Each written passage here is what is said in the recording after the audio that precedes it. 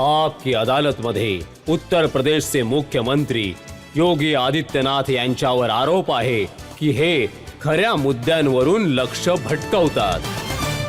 हा आरोप राहुल गांधी आणि प्रियांका गांधींचा आहे. ते म्हणतात की खऱ्या मुद्द्यांवर योगीजी गोष्ट करत नाहीत, मोदीजी गोष्ट करत नाहीत, इकडे तिकडे लक्ष भटकवत आहेत.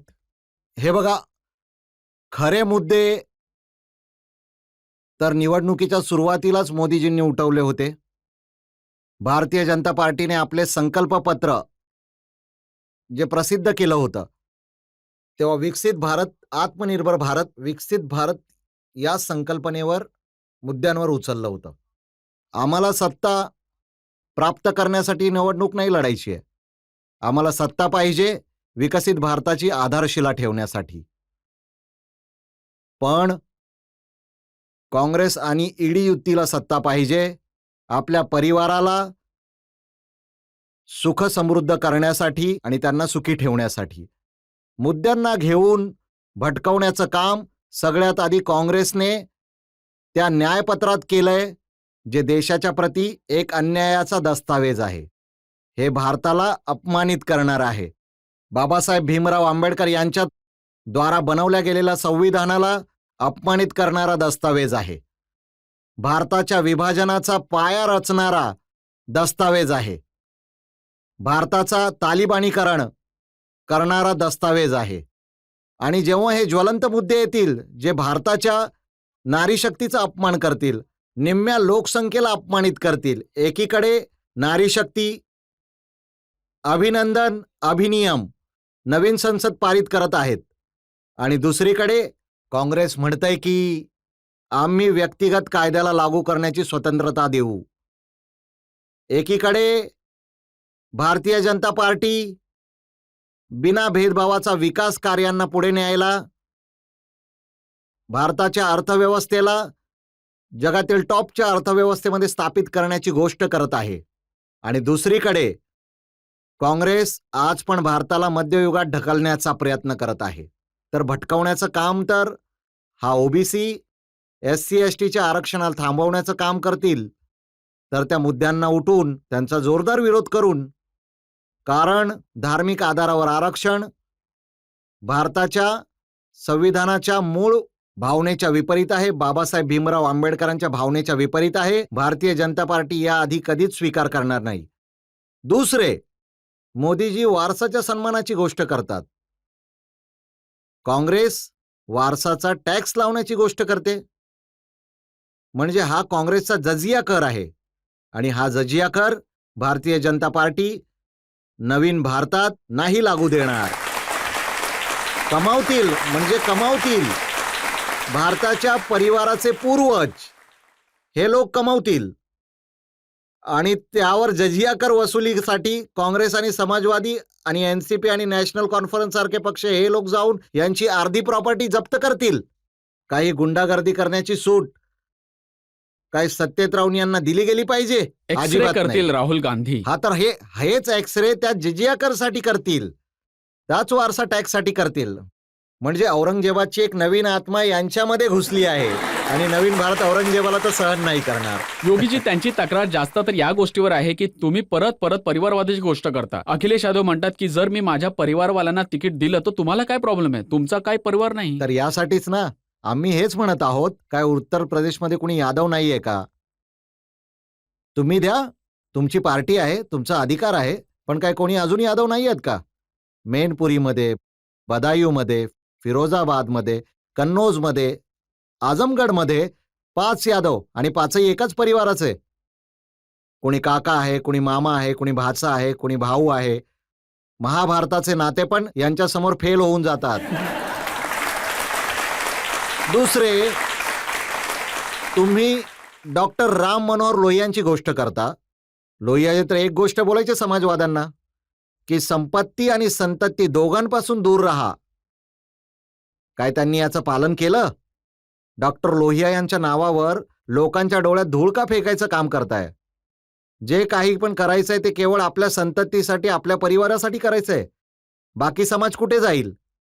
का नाही तुम्ही त्यांची चिंता केली? आणि काँग्रेस पण तर हेच करत आहे. काँग्रेसचे तर एक मंत्री आहेत, फॉर्मर मिनिस्टर कांतीलाल भुरिया. पूर्व मंत्री, ते म्हणाले की आम्ही 1,00,000 रुपये पत्नीला द्यायचं वचन दिलं आहे. ज्याच्या 2 पत्नी असतील त्याला 2,00,000 मिळतील.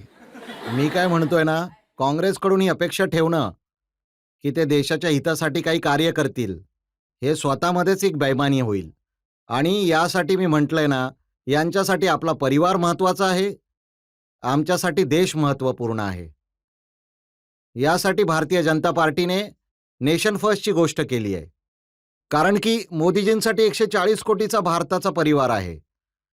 माझ्यासाठी 25 कोटी उत्तर प्रदेशचा परिवार आहे. म्हणून व्यक्तिगत परिवाराची चिंता केल्याविना आम्ही पूर्ण प्रदेशाची चिंता करत आहोत. आजकाल रायबरेलीमध्ये परिवाराची खूप चिंता होत आहे. जेव्हा प्रियांका गांधी तिथे भाषण देतात तेव्हा म्हणतात की आई शहीद झाली तर मुलगा उभा झाला, मुलगा शहीद झाला तर त्याची विधवा पत्नी उभी राहिली. आम्ही या देशासाठी बलिदान देतच राहू. हो, काँग्रेस तर म्हणणारच.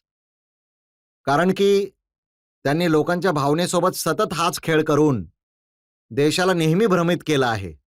पण यावेळी अमेठी आणि रायबरेलीची जनता पण त्यांना जोरदार उत्तर देणार आहे. अमेठीच्या जनतेने मागच्या वेळेस उत्तर दिलं आहे. रायबरेलीची जनता सुद्धा यावेळी यांना उत्तर देईल. किंवा परिवारवादी राजनीतीचे दिवस भरले आहेत. नवीन भारत नेशन फर्स्ट च्या सोबत उभा आहे, फॅमिली फर्स्ट सोबत नाही. या सर्व लोकांचा सगळ्यात जास्त प्रॉब्लेम ते म्हणतात की बीजेपीचा एक्सटेंडेड परिवार आहे, ईडी आणि सीबीआय त्याच्यापासून आहे. हे बघा, त्याला बीजेपी सोबत जोडणं चुकीचं होईल. ईडी असो, आयटी असो किंवा सीबीआय असो, या देशाच्या स्वतंत्र संस्था आहेत. त्यांना त्यानुसार स्वतंत्र कार्य करण्याची स्वतंत्रता आहे. तिथे त्यांच्या डायरेक्टर निवडण्याची एक व्यवस्था आहे. त्यातून काही नेते विरोधी पक्षातले सुद्धा त्यात भाग घेत असतात. आणि त्याला बीजेपी सोबत जोडणे मला वाटतं चुकीचं आहे. भारतीय जनता पार्टी आपल्या नेत्याच्या नेतृत्वात, आपल्या नीतीच्या आधारावर मूल्य आणि आदर्शाची राजनीती करते आणि त्याच मूल्य आणि आदर्शाच्या आधारावर जनता जनार्दनाच्या दरबारात आहे. आता सुप्रीम कोर्टाने अरविंद केजरीवालांना बेल दिली आहे. ते जरूर ईडीवर हल्ला करतील, बीजेपीवर हल्ला करतील, मोदीजींवर हल्ला करतील. जेलमधून बेलवर सुटल्यानंतर अरविंद केजरीवालजी किती आक्रमक राहू शकतील. आधी आपली शुगर तर कंट्रोल करा. मला वाटतं की त्यांनी स्वतःच्या तब्येतीची चिंता केली पाहिजे. न्यायालयाने योगीजी त्यांना बेल दिली आहे 20 दिवस निवडणूक प्रचारात सामील निवडणुका होण्यासाठी. प्रकारात भाग घेण्यासाठी दिली आहे. त्यांनी निवडणुकीच्या प्रचारात भाग घ्यावा. पण मला वाटतंय की यावेळी त्यांनी खरं बोलण्याची सवय लावून घ्यायला पाहिजे. कारण देश त्या लोकांच्या खोटेपणाने थकून गेला आहे आणि आता त्यांना असं वाटतंय की देशात खरे तथ्य समोर यायला पाहिजे. हे लोक खरं बोलणार नाही. या सगळ्यांची वास्तविकता समोर आली आहे आणि जेलमधून सुटल्यावर ईडी युतीमध्ये जास्त करून बेलवर सुटलेलेच लोक आहेत. जास्त तर हे इथे तुम्ही बिहारमध्ये जाऊन बघा, आणखी देशात वेगवेगळ्या क्षेत्रामध्ये जाऊन बघा, सगळीकडे हेच किस्से आहेत त्यांचे. ईदच्या वेगळं काहीच दिवशी नाहीये. एक मीम आला होता. त्यात सगळे जे विरोधी पक्षाचे नेते उभे आहेत म्हणत होते ईडी मुबारक.